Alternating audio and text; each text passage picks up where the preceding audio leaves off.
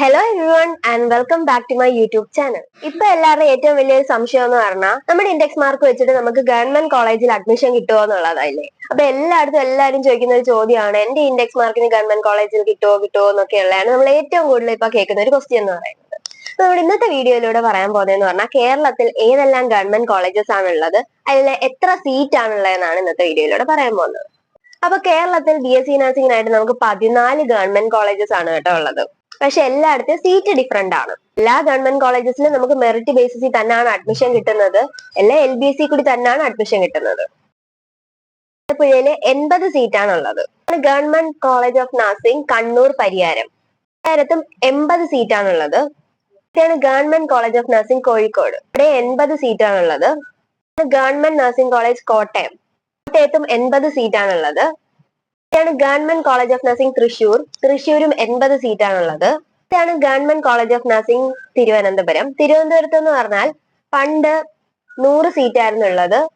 2 വർഷം മുമ്പ് ഒരു 90 സീറ്റും കൂടി ആഡ് ചെയ്തിട്ടുണ്ട്. ആ 90 സീറ്റ് അതിന്റെ ശാഖ ബിൽഡിംഗിലാണ്. ഗവൺമെന്റ് കോളേജ് ഓഫ് നഴ്സിംഗ് തിരുവനന്തപുരത്ത് 190 സീറ്റാണുള്ളത്. അടുത്താണ് government college of nursing Ernakulam, അവിടെ 80 സീറ്റാണുള്ളത്. അടുത്താണ് ഗവൺമെന്റ് കോളേജ് ഓഫ് നഴ്സിംഗ് കൊല്ലം, ഇവിടെ 60 സീറ്റാണുള്ളത്. അടുത്ത government college of nursing Manjeri, ഇവിടെ 60 സീറ്റാണുള്ളത്. അടുത്താണ് government college of nursing Pathanamthitta, ഇവിടെ 60 സീറ്റാണുള്ളത്. അടുത്താണ് government college of nursing Kasaragod, ഇവിടെ 60 സീറ്റാണുള്ളത്.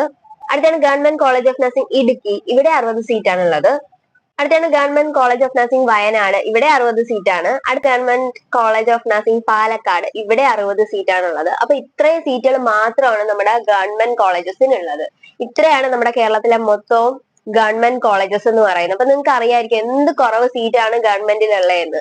കുറച്ച് ഗവൺമെന്റ് കോളേജിൽ 80ഉം ബാക്കി മിക്ക ഗവൺമെന്റ് കോളേജിൽ 60 സീറ്റാണുള്ളത്. ആകെ തിരുവനന്തപുരത്ത് മാത്രമാണ് 190 സീറ്റുള്ളത്. ബാക്കി എല്ലാ കോളേജിലും സീറ്റിന്റെ നമ്പർ ഭയങ്കര കുറവാണ്. പക്ഷെ ഇപ്പൊ BSc നഴ്സിംഗിന് അപ്ലൈ ചെയ്യുന്ന കുട്ടികളുടെ എണ്ണം എത്രയാണെന്ന് നമുക്കറിയാലോ. അത്രേ എമൗണ്ട് ഓഫ് കുട്ടികൾ അപ്ലൈ ചെയ്യുന്നു. അതുകൊണ്ട് എല്ലാവർക്കും ഗവൺമെന്റ് കോളേജസിൽ കിട്ടാൻ ഭയങ്കര പാടാണ്. അപ്പോൾ ഹൈ മാർക്ക് ഉള്ളവർക്ക് മാത്രമാണ് ഗവൺമെന്റ് കോളേജസിൽ കിട്ടാൻ ഭയങ്കര ചാൻസ് കൂടുതൽ.